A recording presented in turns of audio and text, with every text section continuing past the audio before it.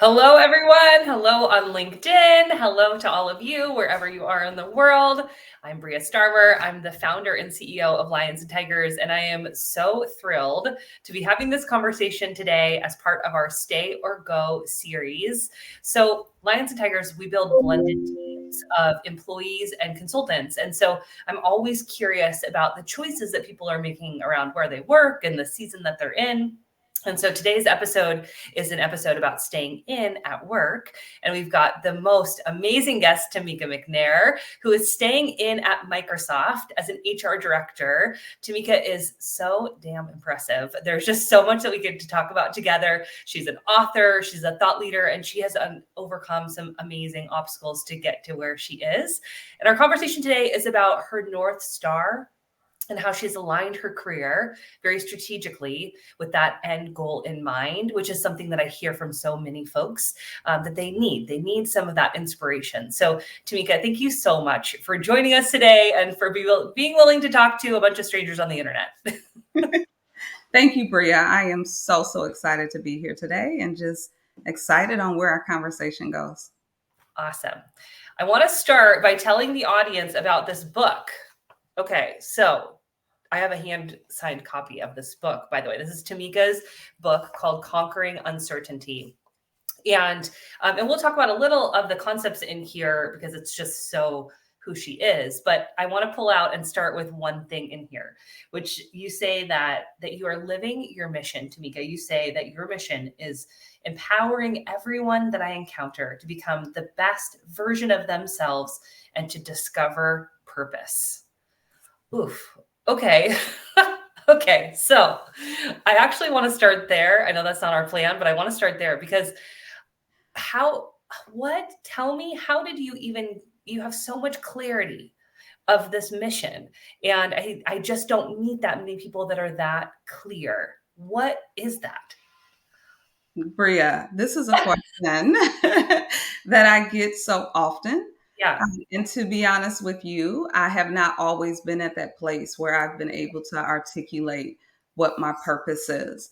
And actually, it took me being very intentional about reflecting on my life and journey. And so, literally, what I did was I went back as far in time as I could remember and made a dot for each point in my life, whether it was good or bad.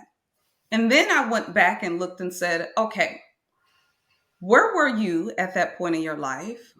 What was consistent about you? And I did that for these 26 points that I had put on there. And Mhm. from that, what I arrived at is that in the midst of all of the things that I had to conquer, I always realized that the path that I was on was bigger than myself, right? My Mhm. love for people and my desire to just see humanity become the best. And so that is where it was birthed from, a combination of me going back and looking over my journey and then anchoring to the things that I identified in my life. Dang. Okay. I want to take us like almost to the end. This is maybe not the way that you're supposed to host one of these conversations, but okay. So the conversation that we're having is about choice, like where you spend your time. And so can you just like catch us up a little bit on how you have accrued that very clear self-assessment that you did to the choices that you're making right now? Yes. Okay. I have to take us way back if I'm going to Okay. do Bria. Okay. I came from, a single parent household where I am the first and only for many different things in my life. First to graduate, first engineer, first in corporate America. I mean, the list goes on and on. And with that journey, right, I did not necessarily have a blueprint on what my life was going to look like. I just knew that at a very young age that I wanted more. I was 7 actually when I made that declaration that I wanted more for my life than I had saw in that particular environment. And so it put me on this quest of dreaming beyond myself. And so I went after a degree that seemed almost impossible, right?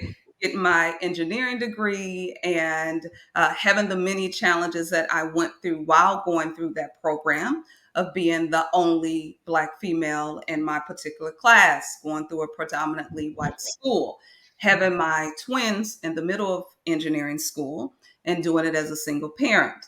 Then you add the element of my baby having a health challenge at a very, very, early age. And so all of those things kind of set the stage on how I dealt with challenges as I went along the way. And when I made it out into corporate America, what I immediately realized was that yet again, I would embark on a series of being the first and only in the rooms. And Yes. based on some of the rejections and opinions that people had, I made the declaration that I'm going to reach even further than I thought before. Okay. I just want to this is just a masterclass in so many ways of resilience. I mean, your book is called Conquering Uncertainty, right? So there are so many stories about the pretty incredible odds that you were against. And as someone who's faced discrimination, although different kinds of discrimination than you, I think there is so much that you have to generate from your own self to want to even overcome those barriers. There's something, Tamika, about you that I also think is so interesting. And I know I'm going so far off script, but like the idea of representation for you is incredibly important and it's incredibly driving. And so can you talk a little bit about your North Star and what that even means for folks? Because I want them to really start to envision what they should be thinking about. Absolutely. So my North Star is to become a CEO for a Fortune 50 company. And my why has nothing to do with the money that comes along with it, as I have been in phases of my life where I've had very little or no money, and then phases of my life where I have a little bit more. But for me, it's about how do I inspire others along their journey to dream big despite what they may see in front of them. A little girl from Milwaukee, right? I didn't even fathom what a CEO actually was or me seeing myself there. But based on my journey of going through and being often the only in the room, I said, I have a responsibility then to show others that you can go dream big and you can obtain your dreams. Not just that you can dream them, but you can actually obtain them. So that is my why. So when I make it to this Fortune CEO, I am 100% okay with me inspiring one, and I would do the journey all over again. That's how important it is for me. Mm. And we know that the odds are stacked against us in so many ways, but also we should be celebrating Tony Towns-Whitley, Microsoft alumni, who is the second Black CEO representing companies on in the Fortune 500 today. Those are the stats. So what I'm curious about, though, in this conversation is we've talked about how you have made a really intentional choice about your career in service of this North Star. And I know how thoughtful you are about the jobs that you take, and you're choosing to stay in service of this big, bold goal. So maybe tell us about the work that you're doing today and how that has played out for you, how you've made that sort of like game plan. Whew, that is a loaded question, Bria, and I'm going to try to keep it brief because Okay. I have often been known as unicorns of unicorns. Okay. Given that I identified my North Star roughly about 10 years ago that I actually wanted to be a CEO.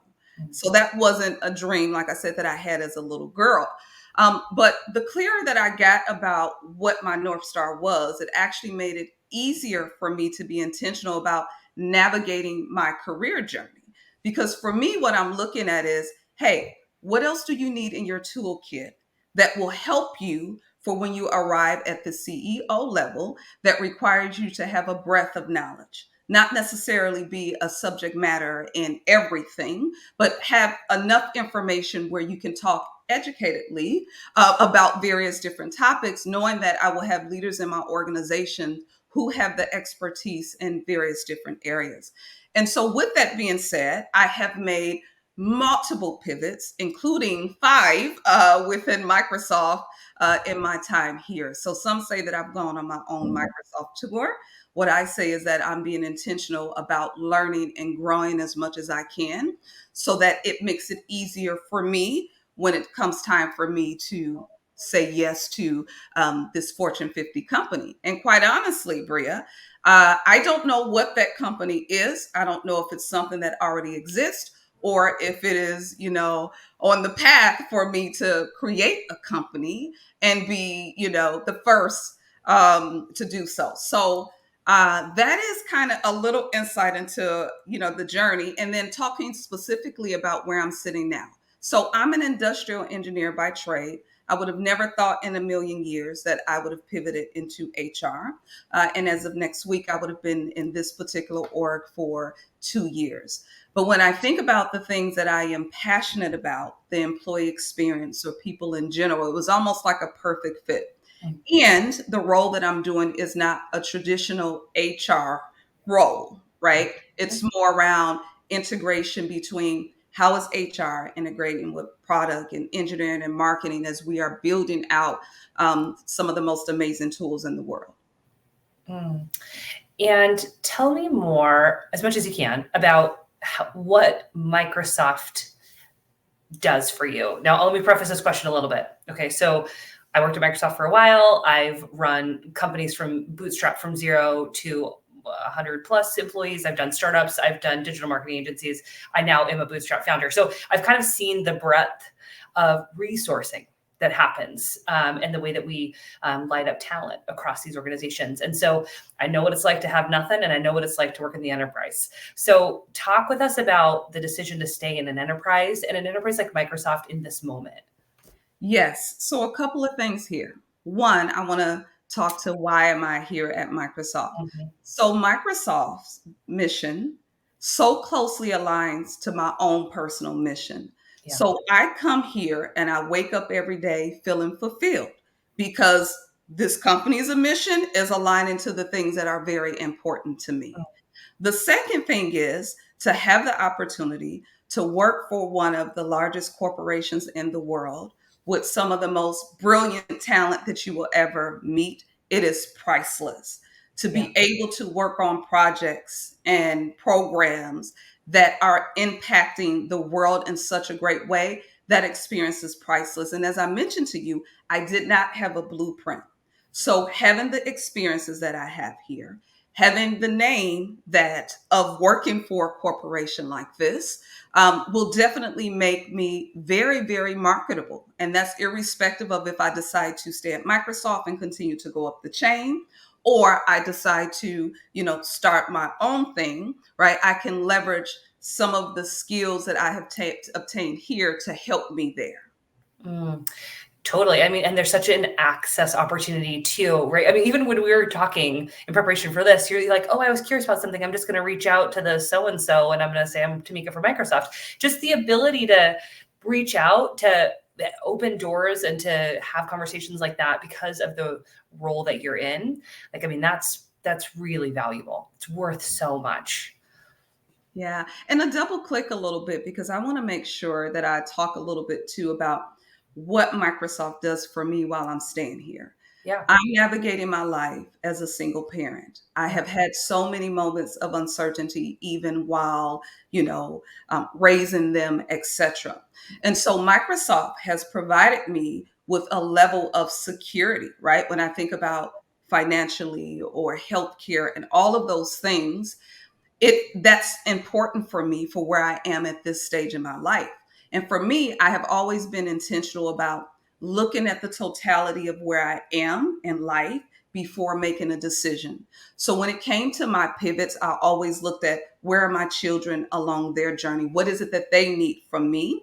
And so that has been very important as well. I'm so glad you said that. And thank you for sharing that piece of it. Because I hear that a lot in these like private conversations with folks that, well, healthcare benefits are such an issue. They're such a barrier. And the access to them are not distributed equally. Security is such an interesting topic. And it's funny that you say that even despite the fact that we lost almost 300,000 tech workers from our economy, from full-time jobs over the last, say, 18 months, and you still are feeling secure at Microsoft. Now, we've all been in this world a long time. These things shift as business priorities shift, but the sense security can also mean relationships and connections that you build if things shift or change for you from an employment perspective. So I think that it's really great to have you call that out, because it is something that people really put into their calculation. And it's different for every person, right? Like I also don't want to imply that there is no security in the freelancer world. I sometimes say that I've been laid off twice. I've executed 3 layoffs and I've never lost a contract. So there are very different scenarios of how you consider security, but I want you to talk a little bit about the stakes a little bit more, Tamika, because as a mother, you've got these 2 kids, and so many of my audience and followers are mothers and caregivers, and I think that we often underrepresent how important caregivers are to our economy and to our workplaces. They're actually, if you look at your population, they're the single biggest identifying group. 79% of employees are primarily caregivers for someone in their lives, and so I wonder if you could share with me how you think about being a mother and how that affects how you show up at work and some of the work that you do. Does that impact your business strategy? Does it impact your employee engagement? Like, how do you think about that? Oh my goodness. Me being a parent and a single parent, where it required me to always juggle multiple balls at one time. I often say that, I am an expert at program or project management because I had to learn how to do it, right? So for the last 17 years, that is a skill that I had to learn how to do. How am I managing my time? What are my expected outcomes? What are the steps that I'm taking to meet these goals? And so I take a lot of that, what I'm doing as a parent, and I apply it when I am going into my various different roles. And as I mentioned, I've made a ton of pivots, but I still have, a methodology that I use based on how I've had to navigate my personal life, right? And I think that it's important to emphasize that when we think about how are people getting skills. You can get skills through professional training and education and those types of things, but life, right, will also teach you some skills Yes. that are applicable to quite anything that you do in life. Yeah. And based on some of the challenges that I have dealt with being a single parent and navigating my career, it's made me hypersensitive to inclusivity, Yeah. to diversity, to accessibility. All of things are important to me. So when I am stepping into rooms, those are the things that I am going to be an advocate for, because I know firsthand what it felt like in my personal life not to have those things. Yeah. What an amazing example, too, for your kids. I grew up at the knee of a primarily single mother, and I watched her work from the receptionist desk to the corner office over the course of my time as a kid. And it was such an impact on me. It's how I know mothering to be is a work. We didn't call it working mothers back then, but the hustle that is required it's really remarkable. So, okay, so we're almost at time because these are just quick little conversations. Tamika, okay, so I just want to give you, if there's one more thing that you want to share, one more thought, something you're optimistic about, perhaps something you want folks to land from your message. Yes. What I hope to land from this short time that we have together is that I want everyone watching to dream big and reach for the stars, not only for yourself, but for those behind you who are watching, who need you to reach your North Star as an inspiration for them to reach theirs. And I want you all to be empowered to take your career and your journey in your hand. You decide what it looks like. And that may mean a season of your life that you want to be in a corporate environment and that you decide that you want to then do your own thing. But I want you to be empowered to take your path as you see fit. Wow. Tamika, this has been amazing. I could talk to you for hours, and I think we have. We will drop links to, of course, your book, but also to follow you on LinkedIn. I would encourage anyone to do it because Tamika is such a thought leader and so intentional about the way that she shows up. I feel so honored to know you and to get to witness your journey. Thankful to Kelly for introducing us. And I want to thank the folks for tuning in. If Lions and Tigers can be helpful to you on either side of this journey, building teams, high performance teams, or to pursue your own path, I'd love to be supportive of you in that mission. Thank you, Tamika. Thank you. Okay, chat soon. Bye, everybody.